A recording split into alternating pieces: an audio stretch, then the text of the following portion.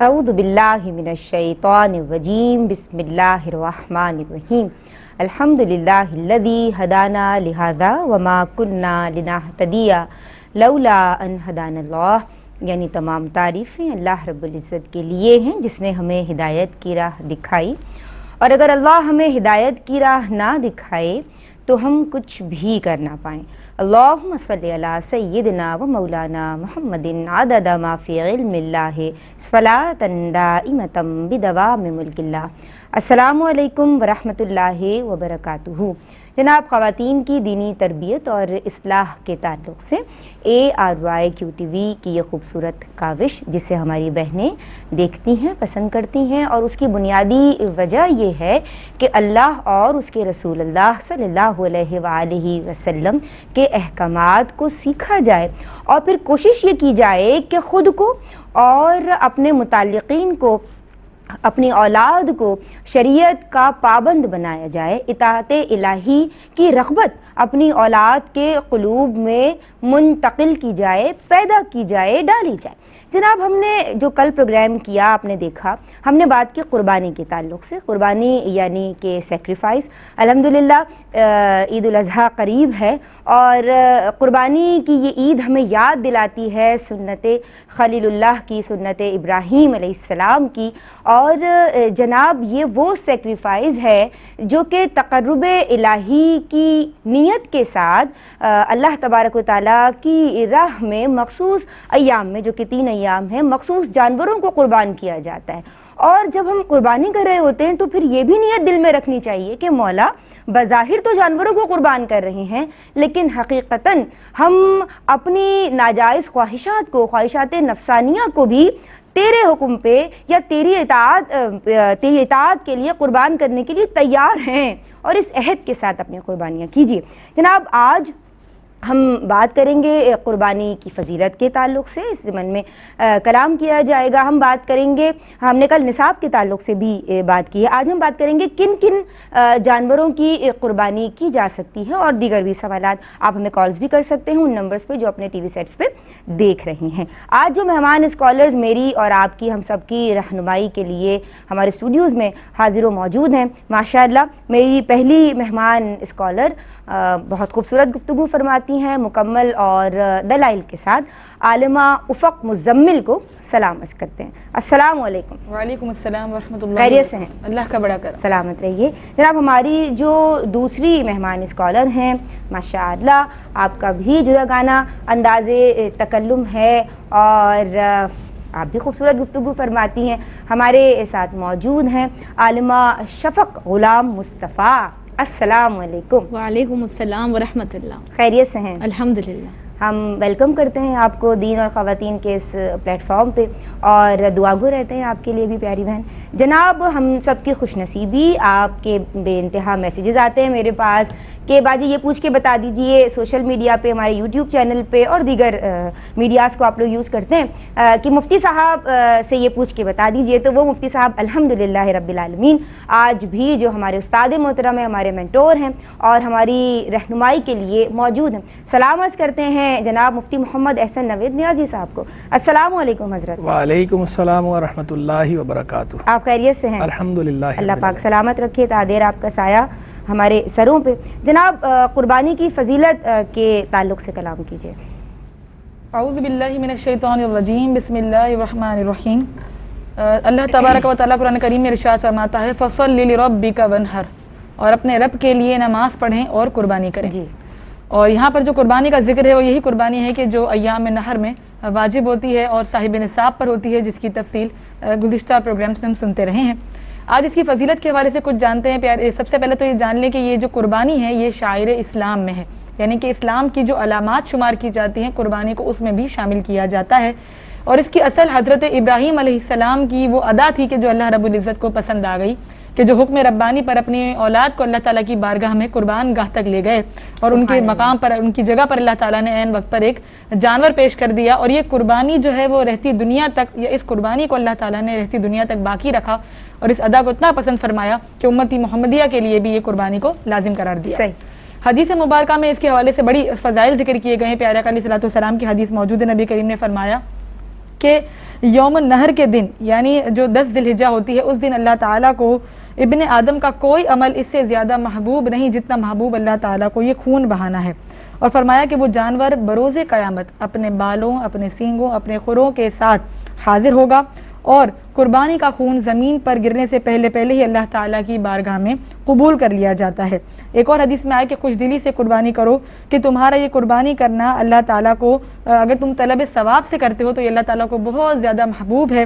ایک اور حدیث میں ہے کہ جو روپیہ عید کے دن قربانی میں خرچ کیا گیا اللہ تعالیٰ کو اس سے زیادہ کوئی روپیہ محبوب نہیں ہے. یعنی کہ یہ حدیث کے اندر فضیلتیں بیان کی گئیں. ایک اور حدیث ہے جس میں پیارا علیہ الصلوۃ والسلام سے صحابی رسول نے عرض کیا رسول اللہ ان قربانیوں میں ہمارے لیے کیا ہے؟ تو پیارا علیہ الصلوۃ والسلام نے فرمایا بکل شعرۃ حسنۃ کہ ہر بال کے بدلے میں ایک نیکی ہے.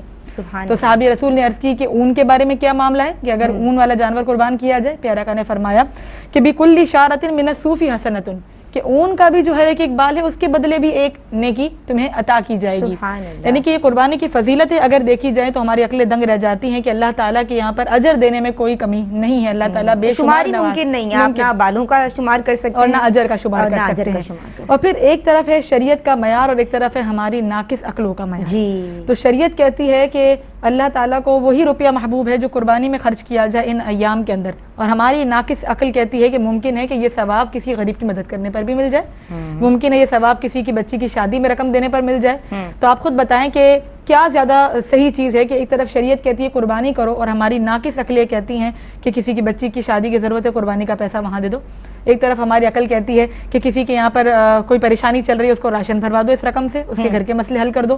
تو جب اللہ خود فرماتا ہے، اللہ کا نبی فرماتے ہیں، شاعر سلام فرماتے ہیں کہ اس وقت قربانی افضل ہے، باقی کام آپ کو اس وقت کیوں نہیں یاد آتے کہ جب آپ خود فضول خرچی کر رہے ہوتے ہیں؟ اس وقت ہمیں کیوں یہ چیزیں یاد نہیں آتی کہ جب ہم خود فضول اڑا رہے ہوتے ہیں، ہمارے یہاں پر شادیاں کروڑوں کی ہو رہی ہوتی ہیں تو ہم کیوں اس کو لاکھوں پر لا کر دوسری شادی کو اوائڈ نہیں کر رہے ہوتے، ہم کیوں کسی اور کو ارینج نہیں کر کے دے رہے ہوتے؟ صحیح. تو اس کا مطلب یہ کہ ہمارے اپنے ہی معیار ہیں اور ہمارے معیار شریعت کے معیار کے آگے کچھ بھی نہیں ہے. ٹھیک ہے. تو شریعت نے جو معیار بتایا اس پر عمل کیا جائے گا. تو مزید یہ کہ اس فضیلت کو حاصل کرنے کے لیے ضروری چیز ہے، امپورٹنٹ چیز وہ یہ ہے کہ انسان خوش دلی کے ساتھ اخلاص کے ساتھ قربانی ادا کرے. یعنی اپنی قربانی کے جانوروں کو لا کر لوگوں پر فخر کرنا، لوگوں کے سامنے تفاخر اندیزی دکھانا، لوگوں کے سامنے اترانا کہ میں تو 4 لاکھ کا جانور لے کر آیا، کہ میں 35 لاکھ کا جانور لے کر آیا ہوں، اور لوگوں کے سامنے شوخیاں جھاڑنا، یہ شریعت کو سخت ناپسند ہے اور ایک طریقے سے یہ ان فضیلتوں کو ضائع کرنے کے مترادف ہے کہ جس رقم کو خرچ کر کے آپ اللہ کی خوشنودی حاصل کر سکتے ہیں اسی رقم کو اپنی 2 تعریفوں کے لیے، 2 تعریفی جملوں کے لیے یا تھوڑی سی اطراحت کے لیے ضائع کر دینا، تو یہ کہاں کا انصاف ہے اپنے ساتھ. تو اسی لیے ان فضیلتوں کو پانے کی کوشش کریں، اپنی عقل کو تھوڑا سا ڈاؤن رکھیں، کیونکہ یہ لوگ کہتے ہیں نا کہ سوشل سرکل چلانا ہوتا ہے کہ ہم لوگوں کو پیسہ دیں گے تو اس سے لوگوں کے پریشانیاں حل ہوں گی. تو میں کہتی ہوں کہ قربانی سے بڑا سوشل سرکل کیسے چل سکتا ہے کہ قربانی بیچنے کے لیے جب منڈی میں لوگ آتے ہیں ان کا کام چل رہا ہوتا ہے، پھر قربان گاہ کے لیے جب ہم گھاس وغیرہ چارہ وغیرہ خریدتے ہیں ان کا کام چل رہا ہوتا ہے، پھر قربانی ہوتی ہے کتنے لوگوں کو بزنس مل رہا ہے اور ہر لیول پہ ہم یہ دیکھ رہے ہیں، وہ بھی تو گراؤنڈ لیول نا، اپر لیول غربائی ہیں کہ جن کو مل رہا ہوتا ہے. اسی طریقے سے کسائی ان کا کام چل رہا ہوتا ہے، پھر اس کے بعد قیمے کی مشین لگا کے کوئی بیٹھ گیا ان کا بھی کام چل رہا ہے. اور پھر کھال سے کتنا بڑا بزنس ہوتا ہے ورلڈ وائڈ. تو اس کا مطلب یہ کہ اگر انسان کو اگر غلط سوچنا ہو تو وہ غلط ہی سوچتا ہے، پھر فوائد نہیں دیکھتا. ٹھیک ہے، تو یہ دونوں چیزیں ہیں، اس پر بھی غور کریں اور فضائل کو حاصل کرنے کی بھی کوشش کریں. ماشاءاللہ. ایک بریک لے رہے ہیں، درود پڑھتے رہیے. بسم اللہ الرحمن الرحیم. السلام علیکم ورحمۃ اللہ. جناب بات ہو رہی ہے قربانی کے تعلق سے، اور قربانی بیسیکلی اللہ کی یاد ہے، اس کی رضا حاصل کرنے کے لیے ایک چھوٹی سی پریکٹس ہے اور اللہ تبارک و تعالیٰ کے پیاروں کی اداؤں کو دہرانا ہے. جناب میرے پاس بہت سارے کانٹینٹ کے سوالات ہیں، آپ کی پسندیدہ عالمات موجود ہیں، مفتی صاحب آن بی پر براہ راست رہنمائی کے لیے موجود ہیں. مجھے یہ بتائیے گا عالمہ شفق، آپ کی سمت آؤں گی کہ کن کن جانوروں کی قربانی کرنا جائز ہے؟ دیکھیں قربانی ایک عظیم وجوب ہے، وجوبہ عظیمہ ہے کہ جس کی تکمیل کے لیے چند شرائط کا ہونا ضروری ہے. یعنی مخصوص ایام ہوں، مخصوص اوقات کار ہوں، اسی طرح سے جانور بھی مخصوص، یعنی ان کی مخصوص خصوصیات ہو، مخصوص عمریں ہوں، مخصوص صفات ہوں، تبھی ان کی قربانی کرنا جائز ہوگی. جیسا کہ حلال جانور میں سے اگر آپ کسی کی بھی قربانی کر دیں، آپ نے ایام نحر میں مرغی ذبح کر دی, مچھلی کو آپ نے بنا لیا, تو یہ قربانی تو نہیں ہوگی نا. اچھا, تو صرف مخصوص جانور ہیں انہی کی آپ نے قربانی, انہی کی قربانی جو ہمیں نبی کریم کے عمل مبارک سے ملتے ہیں, یا ان کا تصور ہمیں نبی کریم کی احادیث مبارکہ سے ملتا ہے. تو یہ 3 طرح کے جانور ہیں, اونٹ, گائے اور بکری. جیسا کہ نبی کریم صلی اللہ علیہ وسلم سے منقول ہے کہ آپ نے جو ہے وہ 7 بدنات یعنی اونٹوں کو اپنے ہاتھوں سے کھڑے ہونے کی حالت میں ذبح فرمایا. ٹھیک ہے. اسی طرح سے ایک اور روایت میں آتا ہے کہ ان عائشہ ذبح بقرتن ان یوم النحر, یعنی نبی کریم نے حضرت عائشہ کی طرف سے اپنی زوجہ محترمہ کی جانب سے یوم نحر یعنی جب ایام نحر جو ہیں ان میں ایک گائے کو ذبح فرمایا. اچھا. اسی طرح سے ایک صحابی رسول نے جب بکری ذبح فرمائی تو آپ انہیں اس کے حوالے سے احکامات ارشاد فرما رہے تھے. تو یہ 3 طرح کے جانور ہیں جن کا تصور ملتا ہے, اونٹ, گائے اور بکری. اور ان تمام کی دونوں اجناس شامل ہیں, نر اور مادہ, میل اور فیمیل, خصی ہو کہ غیر خصی ہو, تمام کا حکم یکساں ہے. اسی طرح سے بھینس یہ گائے کے ساتھ مہلک ہو جاتی ہے, اور بکری کے ساتھ بکرا, دمبا, بھیڑ, یہ تمام چیزیں ایک ساتھ مہلک ہو جاتے ہیں. اگرچہ ہمارے یہاں بھینس کو قربان کرنے کا رواج نہیں ہے, لیکن جواز اس کا بھی ہے. اب جہاں تک عمروں کا تعلق ہے تو دیکھیے ان کی بھی عمریں بھی مخصوص ہیں. یعنی اگر اونٹ آپ قربان کرنا چاہ رہے ہیں تو کم از کم 5 سال کا ہو, گائے ہیں تو کم از کم 2 سال کی, اور بکری یا بکرا ہے تو کم از کم 1 سال کا ہو. البتہ ایسا دمبا کہ جو ہو 6 ماہ کا لیکن دیکھنے میں ساخت اور بناوٹ کے اعتبار سے وہ 1 سال کا لگتا ہو, تو اگرچہ وہ 6 ماہ کا ہے اس کی قربانی جائز ہو جائے گی. لیکن یہ معاملہ صرف دمبے کے ساتھ ہی خاص ہے. دیگر جانوروں میں اگر گائے آپ کو لگے 2 سال کی لیکن 1.5 کی ہو تو جواز نہیں ہوگا. اس کی وجہ یہ ہے کہ نبی کریم صلی اللہ علیہ وسلم نے خاص دمبے کے حوالے سے یہ بات ارشاد فرمائی تھی کہ وہ 6 ماہ کا تھا لیکن دیکھنے میں سال بھر کا معلوم ہو رہا تھا, تو حضرت ابو درداء رضی اللہ تعالیٰ عنہ کو آپ نے اس کا جواز ارشاد فرما دیا. اسی طرح سے یہ بھی یاد رکھیں کہ یہ جو جانوروں کی عمریں وغیرہ ہیں ان کا تعلق ہے, یہ جو آج کل ہمارے اس میں ہم دانت وغیرہ دیکھتے ہیں تو اگرچہ 2 دانت کا ہو 4 دانت کا ہو لیکن ان کی عمریں جو ہیں وہ مخصوص کردہ شریعت کے کرائٹیریا کے مطابق ہو تو ان کی قربانی جائز ہو جائے گی. کیونکہ اصل معیار کیا ہے, قربانی کا جانور کی عمریں ہیں. البتہ یہ ضرور ہے کہ جیسا کہ دور ہے ہم اتنی واقفیت رکھتے نہیں ہیں کہ یہ 2 سال کا ہوگا 5 سال کا ہوگا, اور بھروسے کا زمانہ بھی آپ کو اندازہ ہے کہ نہیں ہے کہ ہم بیوپاری پر بھروسہ کر سکیں. تو اس عمر کے نشانی کے طور پر دانتوں کو اگر دیکھا جائے تو کوئی حرج اور قباحت نہیں ہے, شریعت مطہرہ اس کی بھی اجازت دیتی ہے. اچھا ٹھیک ہے. ٹھیک ہے, ایک کالر ہمارے ساتھ ہیں. السلام علیکم. السلام باجی, میں کے ساتھ بات کر رہی ہوں شور کوٹ سے. خوش آمدید کہتے ہیں بہن, کیا سوال کرنا چاہتی ہیں؟ باجی میرے 3 سوال ہے. ایک تو قرآن مجید کی تلاوت کرتے وقت ماں اپنے بچے کو دودھ دے سکتی ہے؟ اچھا جی. ہاں جی. دوسرا ہے قربانی کے جانور کی جگہ اس کی رقم دے سکتے ہیں؟ قربانی کے جانور کی جگہ جی آپ نے کہا قربانی کے جانور کی جگہ اس کی رقم دے سکتے ہیں. ہاں جی. اچھا, اور ایک تو قربانی سے پہلے کیا اس کی رقم ادا کرنی لازمی ہے؟ قربانی سے پہلے اس کی رقم ادا کرنا. ٹھیک ہے جی. بہت شکریہ آپ کا. مفتی صاحب, ہم آپ کی سمت آئیں گے اور قربانی کی فضیلت کے تعلق سے اور کون سے جانوروں کی قربانی اور پھر ان کی عمروں کے تعلق سے بھی کلام کیا گیا. بسم اللہ الرحمن الرحیم. صلی اللہ علیہ حبیبہ محمد وعلی آلہ وصحبہ وبارک وسلم.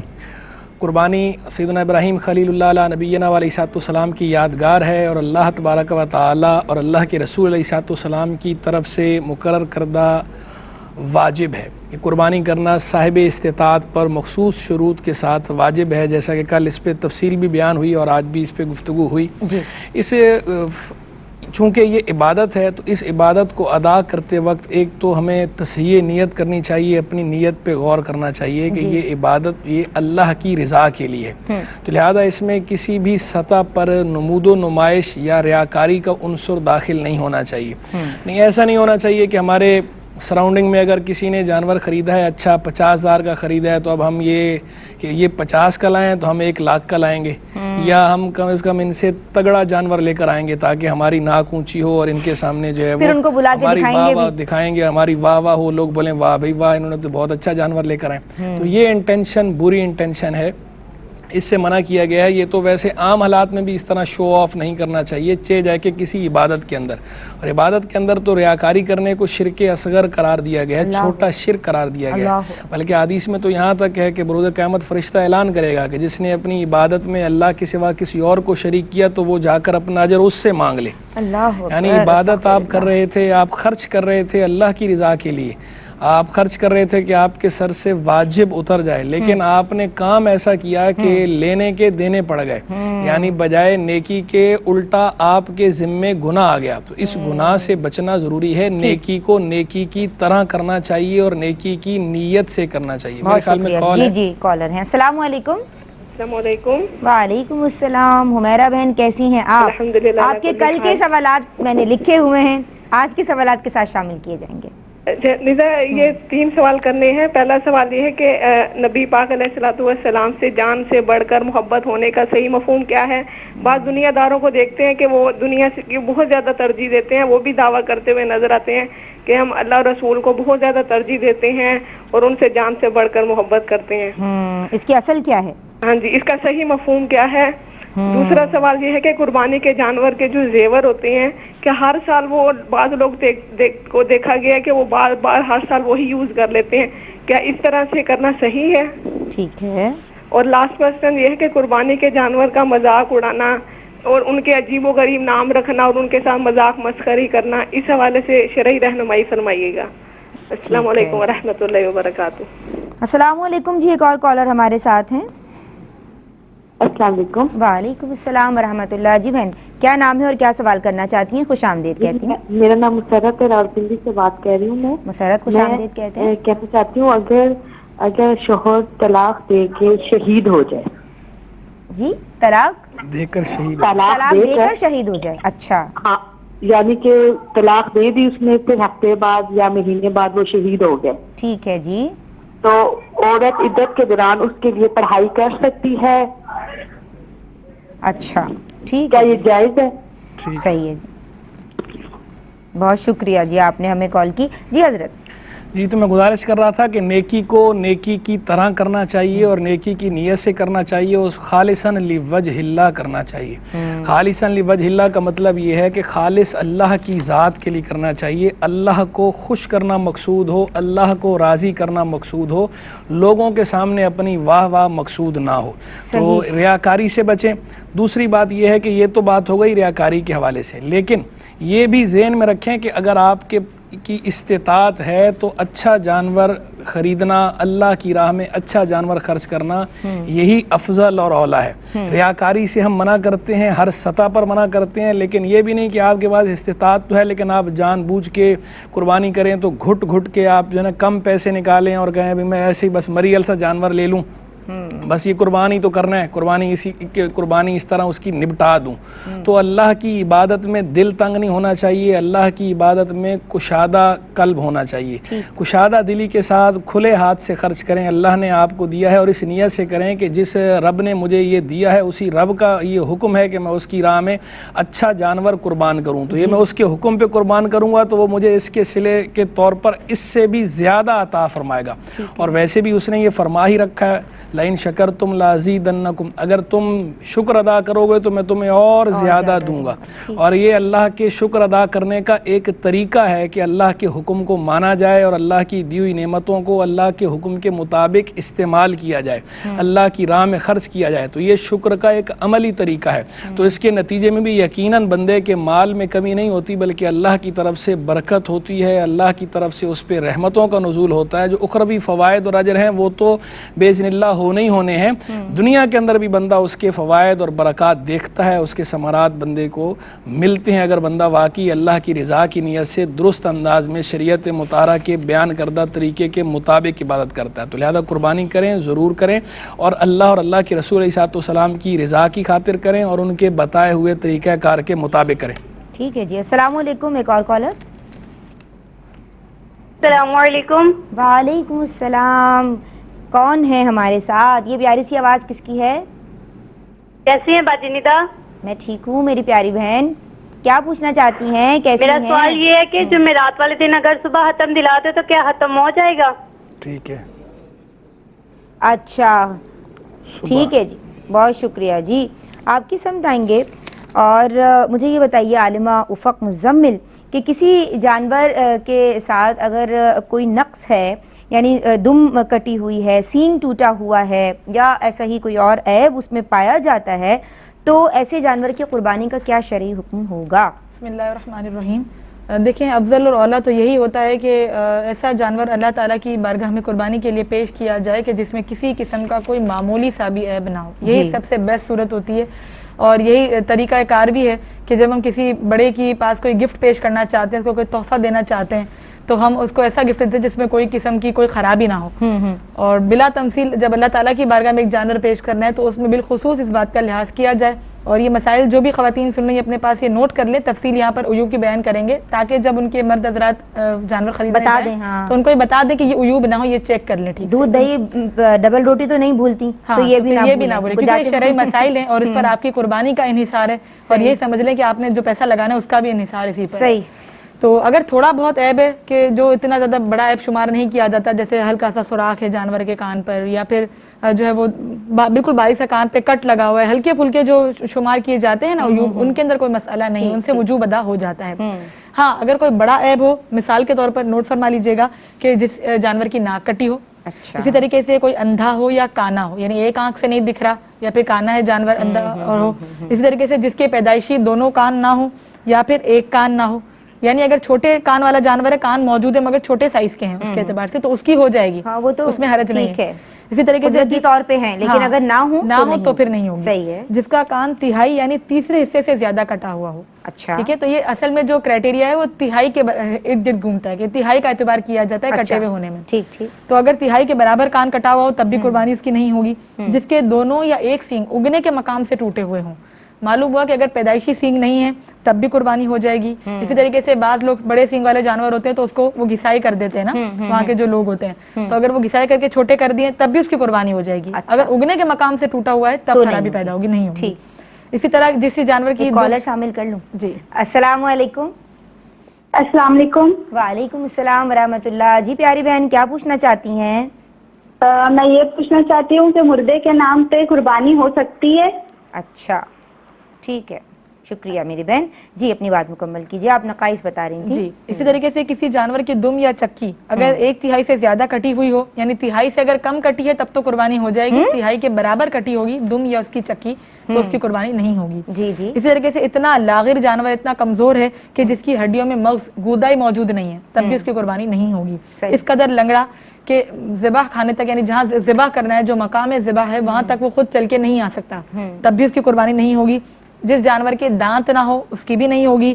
جس بکری کا ایک تھن یا گائے ہو تو دو تھن یا تو کٹے ہوئے ہوں یا خشک ہو گئے ہوں. اچھا. اسی طریقے سے جس جانور میں اس حد تک جنون ہو کہ وہ چرنا بھی نہ اس کو آتا ہو، یعنی کہ وہ گھاس بھی کھانے کے قابل نہ ہو، وہ چارہ بھی کھانے کے قابل نہ ہو، اتنا اس کی بھی قربانی نہیں ہوگی. اب یہ اس وقت ہے کہ جب خریدتے وقت آپ نے عیوب چیک کرنے ہیں. بالفرض یہ ہوا کہ جانور خرید کے آ گئے، اب ذبح کا بالکل ٹائم ہے، بالکل صحیح جانور لے کر آئے تھے اور ذبح کرتے وقت جو ہے وہ جانور بھاگا اور اس کے اندر کوئی عیب پیدا ہو گیا. بالکل چھری جب ریڈی تھی اور اس وقت اس نے بھاگم دوڑی مچائی اور اس ٹائم پہ کوئی معاملہ ہو گیا اور پھر عیب پیدا ہو گیا تو اس میں کوئی حرج نہیں ہے، اسی جانور کو قربان کر سکتے ہیں، اس میں کوئی مسئلہ نہیں ہے. یہ پریشانی اس وقت ہے کہ جس وقت خریدا ہے جانور. ٹھیک ہے، تو اس وقت عیوبات چیک کر لیں تاکہ بعد میں مسائل پیدا نہ ہوں خریدتے وقت. جی صحیح. ایک بریک لے رہے ہیں جناب. السلام علیکم ورحمۃ اللہ. بسم اللہ الرحمن الرحیم. السلام علیکم ورحمۃ اللہ. دین اور خواتین میں تمام ناظرین کا خیر مقدم کرتے ہیں. بات ہو رہی ہے جناب قربانی کے مسائل کے تعلق سے. آپ کی کالز بھی شامل کی جا رہی ہیں. آپ کی پسندیدہ عالمات اور پسندیدہ مفتی صاحب ہم سب کی رہنمائی کے لیے موجود ہیں. مجھے یہ بتائیے کہ اب کوئی قربانی کا اگر جانور مر جاتا ہے، یعنی کوئی خرید کے لے کر آیا اور وہ قربانی کا جانور مر گیا یا بھاگ گیا، رسی آپ نے ٹائٹ نہیں باندھی تھی، یا بچے گھمانے نکلے ہوئے تھے اور وہ بھاگ گیا جناب، یا چوری ہو جائے، یہ بھی آج کل ہو رہا ہے کیونکہ بہت مہنگے ہیں جانور، تو اب یا اس میں کوئی عیب یا نقص پیدا ہو جائے، تو یہ ساری کنڈیشن سامنے رکھتے ہوئے جواب دیجیے گا کہ اب کیا شرعی حکم ہوگا. بسم اللہ الرحمن الرحیم. دیکھیے جس کے ساتھ یہ معاملہ ہوا ہے پہلے تو دیکھا جائے گا اس شخص کی کنڈیشن کیا ہے. یعنی جس کے ساتھ یہ تمام خطرناک قسم کے سانحات پہلے تو اس رونما کے ہو گئے. ساتھ افسوس کیا جائے جی افسوس کے کلمات کہے جائیں گے. اس کے بعد نیکسٹ اسٹیپ یہ ہے کہ اس کی کنڈیشن دیکھی جائے گی وہ کیسا شخص ہے. صحیح یا تو وہ اگر ایسا شخص ہے کہ جس پر قربانی واجب تھی یعنی غنی، جس کی تفصیل کل اچھے سے ہو گئی ہوگی، تو اگر تو وہ ایسا شخص تھا جس پر قربانی واجب ہو گئی تھی اور اب یہ معاملہ ہو گیا، تو اب دیکھا جائے گا کہ یہ تمام جانور کے گم، چوری یا عیب کے بعد، اور عیب بھی ایسا جو وجوب کے ادا ہونے میں رکاوٹ بنے، جس کا ابھی ذکر کیا گیا کہ تہائی سے زیادہ، تو ایسا معاملہ ہو گیا. تو اب دیکھا جائے گا کہ اس واقعے کے بعد بھی کیا اس کے پاس اتنا مال ہے کہ اسٹل وہ غنی ہے. اب دوبارہ وہ اپنا نصاب جی کیلکولیٹ اب اپنا کرے. نصاب دیکھا، کیونکہ بسا اوقات آپ دیکھ رہے ہیں آج کل جانور کس طرح مہنگے ہو گئے، تو اب یہ دیکھا جائے گا کہ اگر اس تمام معاملات کے باوجود بھی وہ غنی باقی ہے یا نہیں. بالفرض ایسا ہوا تھا کہ پہلے تو غنی تھا، لیکن جب جانور چوری ہو گیا اس کا لاس بھی ایسا ہو گیا کہ وہ غنی سے جانور بھی آج کل نیچے ہو لاکھوں میں گیا. آ رہے ہیں، بڑا جانور اگر آپ لیتے ہیں تو اب وہ نہیں ہے، نہیں اس کی مالی حیثیت رینج میں نہیں آ رہے. اب یہ معاملہ ہو گیا کہ اس کا جب ہم شرعی حیثیت دیکھتے ہیں، اس کا بیک گراؤنڈ دیکھتے ہیں، تو وہ غنی سے نیچے کے درجے پر آ گیا ہے. اب شرعی اعتبار سے اس پر قربانی واجب جس کا لیسٹ لیول 52.5 تولہ چاندی ہے، اتنے مالی تجارت حال سے ایکسس وغیرہ. تو اب چونکہ وہ غنی نہیں رہا، اس پر واجب نہیں ہے، تو اب وہ قربانی چھوڑ دے، اور اثر نو نیا جانور لانا اس پر لازم نہیں. لیکن اگر یہ معاملہ ہے کہ جانور تو چوری ہو گیا لیکن اسٹل وہ غنی ہے، اس کے پاس 52.5 تولہ چاندی یا تمام جو نصاب ہے وہ موجود ہے، تو اب اس پر لازم ہے کہ وہ نیا جانور لے کر قربان کرے. اگر ایسا ہے کہ ہاتھ میں پیسے نہیں ہیں، جیسے صاحب نصاب تو ہے لیکن ہاتھ میں نیا جانور لینے کے پیسے نہیں ہیں، تب بھی شرع کہتی ہے کہ آپ ادھار لیں یا کوئی چیز بیچ باچ کے آپ نے کسی بھی طرح سے جانور لینا ہے، کیونکہ آپ پر قربانی واجب تھی اور آپ کے وہ جانور آپ کا بھاگ گیا ہے، آپ کی پہنچ سے دور ہو گیا ہے، تو اب بس سرنو نیا جانور لائے گا اور قربانی کی جائے گی. لیکن اگر وہ شخص فقیر تھا، یعنی نصاب اس کا پورا نہیں تھا، اس پر قربانی شرعی اعتبار سے واجب نہیں ہوتی تھی، تو اب ایسا معاملہ ہوتا ہے کہ اور وہ شوق میں لایا تھا، پھر گم ہو گیا، چوری ہو گیا، تو ایسا شخص شرعی فقیر کہلاتا ہے. تو اب چونکہ فقیر کا حکم یہ ہوتا ہے کہ اس پر یہ چیز لازم اور واجب نہیں تھی، اس نے قربانی کا جانور لا کر از خود پر واجب کی تھی، تو اس پر اسی معین اسپیسیفک جانور کی قربانی واجب تھی. اب چونکہ وہ گم ہو گیا ہے، کھو گیا ہے، چوری ہو گیا ہے، تو اب اس پر قربانی کرنا لازم نہیں ہے، بلکہ وہ نیا جانور نہیں لائے گا. شریعت بہت ایزی ہے. اب ایسا ہو گیا معاملہ کہ ایٹ دی اینڈ ٹائم وہ چوری ہوا وہ جانور یا گم ہوا وہ جانور مل گیا، اور تو فقیر کے لیے کیا حکم ہے؟ اسی معین جانور کو قربان کر دے. اور غنی اگر دوسرا لے آیا تھا تو اس کو چوائس ہے، جسے چاہے قربان کر دے، اس کے اوپر چوائس ہے. اسی طرح سے یہ بھی یاد رکھیں کہ ایٹ دی اینڈ آخری ایام میں بھی اگر کوئی شخص مالک نصاب ہو جاتا ہے، یعنی شروع میں نہیں تھا لیکن آخری جو 3 ایام نہر ہیں اس میں ہی وہ صاحب نصاب تو ایام نہر میں بھی آپ کاپی پینسل لے کے بیٹھیں، کیلکولیٹ کریں، آپ صاحب نصاب اگر بن جاتے ہیں، بانڈ کھل گیا آپ کا بزنس، تو کہیں پیسے رکے ہوئے تو مل گئے، تو اب آخری دنوں میں بھی آپ پر قربانی کرنا لازم ہو جائے گی. اسی طرح آخری ہوشیاری نہیں چلے گی. جی بالکل. کافی دیر سے بول رہے ہیں. السلام علیکم. السلام علیکم ورحمۃ اللہ وبرکاتہ. وعلیکم السلام ورحمۃ اللہ وبرکاتہ. جی بہن کیا پوچھنا چاہتی ہیں؟ خوش آمدید. میں ماریا بول رہی ہوں ملتان سے. ماریا کیسی ہو میری بہن؟ ٹھیک ہو؟ ٹھیک. آپ سنائیں؟ اللہ کا شکر، آپ سب کی دعا ہے. کیا پوچھنا چاہتی ہو ماریا؟ میرا پہلا سوال یہ ہے کہ جب ہم نماز پڑھنے لگتے ہیں بچے آگے بیٹھ جاتے ہیں، ضد کر کے بیٹھ جاتے ہیں، تو کیا ہماری نماز ٹوٹ جاتی ہے؟ اچھا ٹھیک ہے. اور دوسرا سوال، میں کبھی کبھار اس طرح کی 4 سنتیں چھوڑ دیتی ہوں تو کیا میں گناہ گار ہوں گی؟ حجاب پہننا چھوڑ دیتی ہیں کبھی کبھار آپ؟ کبھی 4 سنت عشاء کی. اچھا جی. اگر طبیعت ٹھیک نہ ہو تو. اچھا جی ٹھیک ہے. اور تیسرا سوال ہے کہ جو ہم آیت سجدہ پہلے ادا نہیں کر سکے تو کیا ہم ادا کر سکتے ہیں نیت کر کے؟